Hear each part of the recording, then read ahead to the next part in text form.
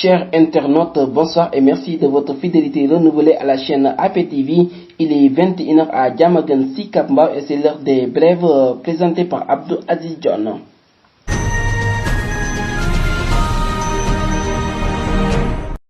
Commençons en politique avec la mise en œuvre du plan d'action du projet Walou Talibé financé par l'USAID, la commune de Mbao et l'ONG, l'organisation non gouvernementale Save Children, ont organisé un forum communautaire sur la mendicité forcée des enfants au quartier de Kame de Kermbaïfal ce lundi dernier.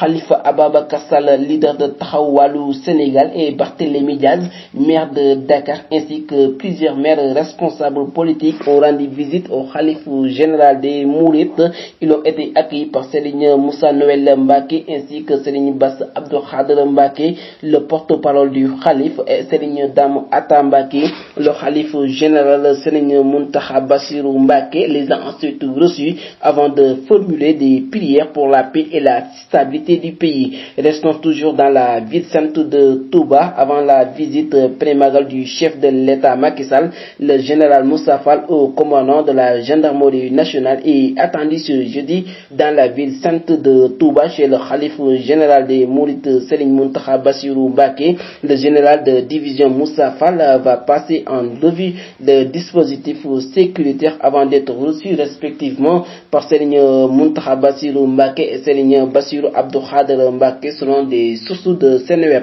Parlons à présent de l'émigration clandestine du Barça ou Barsac, avec les 168 migrants sénégalais secourus au large des côtes mauritaniennes par un bateau de la garde civile espagnole vont regagner le Sénégal ce mercredi en début de soirée, a appris l'APS des sources officielles.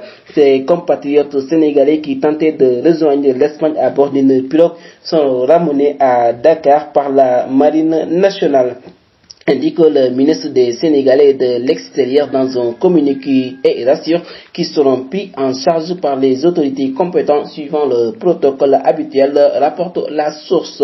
Parlons hors du pays avec le président du Gabon, Ali Bongo, qui est au pouvoir depuis 14 ans, a obtenu un troisième mandat lors des élections présidentielles tenues ce samedi avec 64,27% des suffrages valablement exprimés, a annoncé mercredi 30 août les autorités nationales chargées des élections. Ali Bongo a réussi à gagner son principal rival Albert Ondo Ossa, qui a obtenu que 30,77% des suffrages valablement exprimés. Restons toujours dans ce pays quelques heures après l'élection de ce dernier à la tête du pouvoir annoncé ce mercredi 30 août au milieu de la nuit. Un groupe d'une douzaine de militaires a annoncé dans un communiqué lu sur la chaîne de télévision Gabon 24 l'annulation des élections et la dissolution des institutions de la République, du gouvernement à l'Assemblée nationale en passant par la Cour constitutionnelle, dénonçant un gouvernement irresponsable et imprévisible qui se traduit par une dégradation continue de la cohésion sociale, risquant de conduire le pays au chaos. Ces militaires annoncent avoir décidé de défendre la paix et la stabilité du pays et de mettre fin au régime en place.